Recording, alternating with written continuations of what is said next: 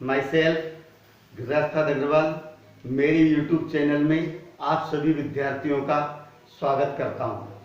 आज मैं आपके सामने एक नया बिंदु लेकर उपस्थित हुआ हूँ, जो अब तक के जितने बिंदु थे उन सब से हटके है और सभी विद्यार्थियों के लिए, चाहे वो कोई सी भी कक्षा का है, उसके लिए बहुत इम्पोर्टेंट है।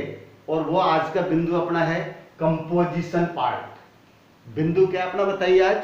आज अपना बिंदु चलेगा कंपोजिशन पार्ट। देखो, कंपोजिशन पार्ट का सबसे बड़ा इंपॉर्टेंस है कि प्रश्न पत्र में यह जो क्वेश्चन आता है वो 5 नंबर से अधिक का आता है और अधिकतर बालक क्या है, इनको लिखने पर वो पास होने की स्थिति में आ जाता है। तो सबसे पहले हमें कंपोजिशन पार्ट को तैयार करना होता है और इससे बालक का एक डेवलपमेंट भी होता है। अंग्रेजी किस प्रकार से लिखी जाती है, वो कैसे सीखी जाती है, यह भी बालक को सीखने में सहयोग मिलता है। तो आज का बिंदु हमारा जो है वो है लेटर राइटिंग। लेटर राइटिंग क्या होता है? पत्र लेखन। एक पत्र कैसे लिखा जाता है यह मैं आपको आज बताने जा रहा हूं। तो देखिए, सबसे पहले पत्र कितने प्रकार के होते हैं, उसके कितने पार्ट होते हैं और उसकी हेडलाइंस क्या होती है, वो मैं सब आपको आज बता रहा हूं। क्योंकि ये जब हमें मालूम रहेगा तो हमको किसी भी पत्र को लिखने में बहुत सरलता हो जाएगी। तो हम आगे बढ़ते हैं। इससे पहले मैं आप सभी से अनुरोध करूंगा कि मेरा ये वीडियो शुरू से अंत तक पूरा ध्यान से देखें और जिन विद्यार्थियों ने चैनल को सब्सक्राइब नहीं किया है वो इसको सब्सक्राइब करें और वीडियो के पसंद आने पर इसे लाइक करें। तो अब हम बढ़ते हैं आगे। सबसे पहले लेटर्स के प्रकार। तो लेटर कितने प्रकार होते हैं? तो लेटर्स 2 प्रकार के होते हैं। सबसे पहले लेटर्स हमारे 2 प्रकार के होते हैं। कितने प्रकार से बताइए? 2। पहला लेटर होता है अपना फॉर्मल लेटर, दूसरा होता है इनफॉर्मल लेटर। तो देखिए, पहला लेटर अपने क्या होता है? फॉर्मल, और दूसरा प्रकार होता है अपना इनफॉर्मल लेटर। शाब्दिक अर्थ की दृष्टि से देखेंगे तो फॉर्मल का अर्थ होता है औपचारिक पत्र, औपचारिक पत्र। और इनफॉर्मल का होता है अनौपचारिक पत्र, अनौपचारिक पत्र। तो अब देखेंगे कि फॉर्मल क्या होता है और इनफॉर्मल क्या होता है।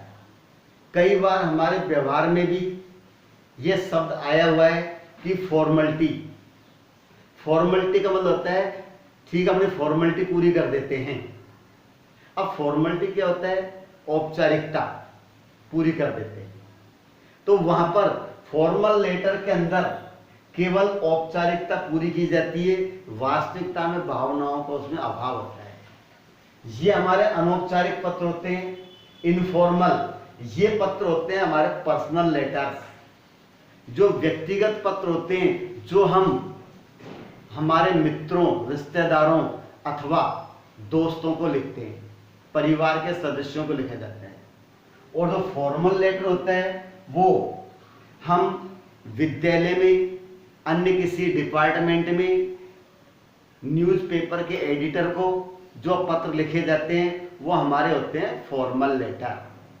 तो फॉर्मल और इनफॉर्मल में अंतर स्पष्ट है कि फॉर्मल लेटर किसी संस्थान में या किसी डिपार्टमेंट में लिखा जाता है, जो औपचारिक पत्र होता है, और इनफॉर्मल लेटर हमारा पर्सनल होता है, व्यक्तिगत।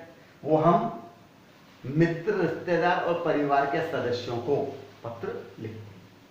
तो देखिए, अब चाहे पत्र हमारा फॉर्मल हो या इनफॉर्मल हो, उसको लिखने का एक फॉर्मेट होता है, और जब हम उस फॉर्मेट के आधार पर उस पत्र को लिखने का प्रयास करेंगे तो निश्चित रूप से हमारा पत्र बहुत प्रभावी होगा और परीक्षक हमको उसमें अधिक से अधिक अंक देने का प्रयास करेगा।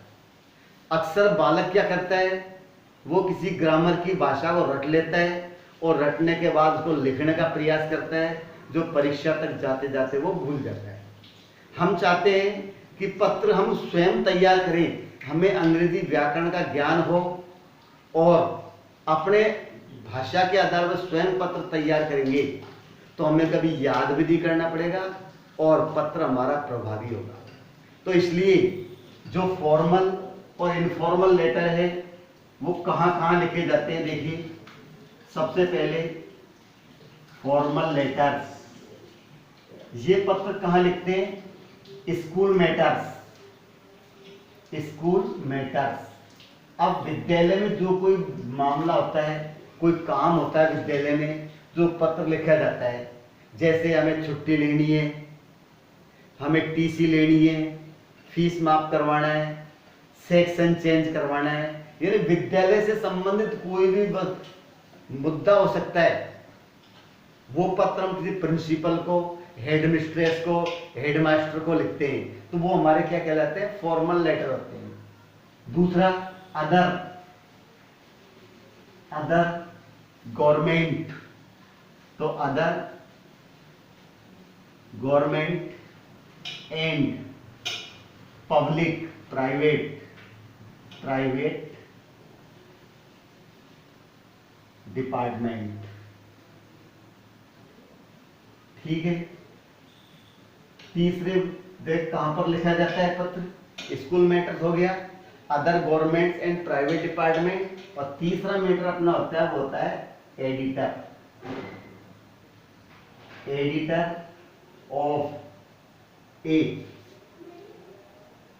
न्यूज़पेपर, तो एडिटर ऑफ ए न्यूज़पेपर। इन जगह पर हम फॉर्मल लेटर्स को लिखते हैं, और हमारा इनफॉर्मल होता है वो सामान्यतया कहाँ लिखा जाता है, फैमिली मेंबर्स, देखो family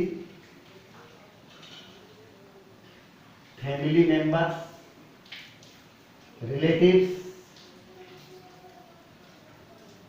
and friends, family member, relatives and friends.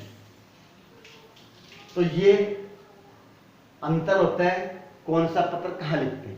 अब इसके बाद नंबर आता है कि फॉर्मल और इनफॉर्मल लेटर को लिखने में भाषा का भी क्या अंतर होता है क्या, तो हाँ बिल्कुल, दूसरा अंतर है, इनमें भाषा का अंतर भी होता है। फॉर्मल लेटर हमेशा फॉर्मेलिटी के तौर पर लिखा जाता है, इसलिए फॉर्मल में हम औपचारिकता को पूरी करने के लिए थर्ड पर्सन की लैंग्वेज का यूज करते हैं, जबकि इनफॉर्मल में फर्स्ट पर्सन और सेकंड पर्सन का यूज करते हैं। तो ध्यान रखना। अब इस बिंदु को आगे बढ़ा रहा हूं, तो देखिए आज मैं आपको सबसे पहले फॉर्मल लेटर के बारे में बताऊंगा कि फॉर्मल लेटर किस प्रकार से लिखा जाता है और उसको लिखने में क्या सावधानी रखनी है। तो अब हम आगे बढ़ते हैं। देखिए बिंदु है हमारा फॉर्मल लेटर। शाब्दिक अर्थ की दृष्टि से हो गया, फॉर्मल लेटर का मतलब होता है औपचारिक पत्र, फॉर्मल लेटर। पत्र के कितने भाग होते हैं हमें जानकारी लेना। जो पत्र पर लिखते हैं वो खंड में लिखा जाता है, और टुकड़ों में जब लिखते हैं तो बहुत अच्छा रहता है। एक खंड के बीच आप एक लाइन छोड़ेंगे तो सुंदर भी लगेगा, और प्रत्येक खंड के अंक बटे हुए रहते हैं। ऐसा नहीं है कि आपने एक खंड लिख दिया और उसका नंबर मिल गया। अगर आप खंड के हिसाब से नंबर डिवाइडेशन है तो जैसे आपने पहला खंड लिख दिया तो आपको कुछ नंबर मिल जाएगा, दूसरा खंड लिख दिया और बढ़ जाएगा, तीसरे खंड में और चौथा पांचवा, 5 खंड होते हैं। तो देखिए उसी खंड के आधार पर हमको अंक का डिवाइडेशन भी होता है। फॉर्मल लेटर के 5 भाग होते हैं, 5 भाग होते हैं। इसमें 5 भाग होते हैं। पहला होता है, सबसे पहला खंड होता है एड्रेस, एड्रेस ऑफ सेंडर्स।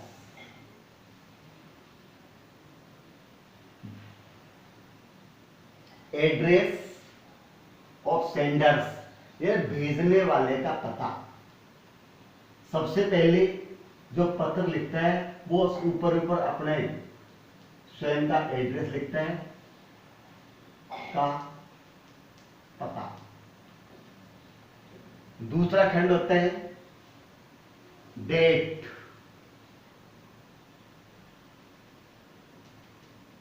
दिनांक लिखते हैं। फिर उसके बाद इसके बाद आता है नंबर 3 पर होता है रिसीवर्स एड्रेस, रिसीवर्स एड्रेस ये होता है प्राप्त करने वाले का पता, जो अपन लिखते हैं। इसके बाद नीचे चौथा खंड होता है जिसको पत्र लिखा जाता है सैल्यूटेशन, संबोधन। जिसको पत्र लिखना है उसके लिए किस शब्द का संबोधन किया है, हेडमिस्ट्रेस को लिखते हैं, प्रिंसिपल को लिखते हैं, एडिटर को लिखते हैं, या कोई जिला कलेक्टर को लिखा जाता है, वो लिखा जाता है। इसके बाद में मेन पार्ट आता है। मेन पार्ट ये सबसे मुख्य होता है, अपना पूरा लेटर उसी पर टिका होता है। अगर आपका मेन पार्ट सही है तो अन्य टॉपिक को वो इग्नोर भी कर देगा। फिर नीचे नीचे आता है, तो नीचे नीचे लिखा जाता है भेजने वाले का नाम। ठीक है, इस प्रकार से हम पत्र के 5 खंड होते हैं। अब इन 5 खंड को मैं फॉर्मेट के रूप में बता रहा हूं कि लेटर का फॉर्मेट हमारा क्या होता है। देखिए फॉर्मल लेटर किस प्रकार से लिखा जाता है जो मैं आपको बता रहा हूं। सबसे पहले हम लिखेंगे एड्रेस, जैसे सबसे लिख दिया 16 गणेश नगर बी, 16 गणेश नगर बी, मानटाउन, सवाई माधोपुर, मानटाउन सवाई माधोपुर। इस प्रकार से सबसे पहले एड्रेस लिखा जाता है। इसके बाद एक लाइन छोड़ेंगे, लाइन छोड़ना डेट लिखेंगे। जैसे आज की डेट अपनी क्या है, लिख दिया सितंबर 23, 2020, डेट लिख दी।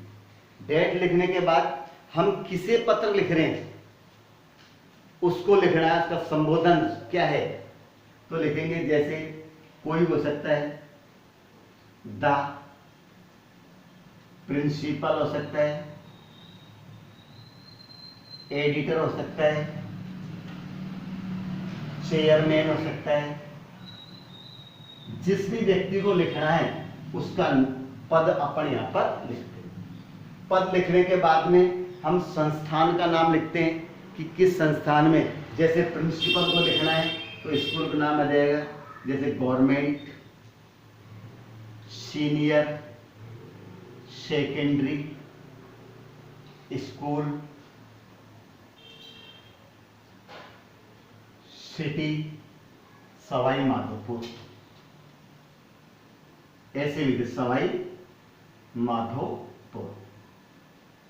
तो अगर एडिटर को लिखना है तो राजस्थान पत्रिका, दैनिक भास्कर ऐसे आ जाता है। चेयरमैन को पत्र लिखना है तो इसमें आ जाएगा चेयरमैन म्यूनिसिपल डिपार्टमेंट, चेयरमैन फला संस्था, जो भी है उसका नाम।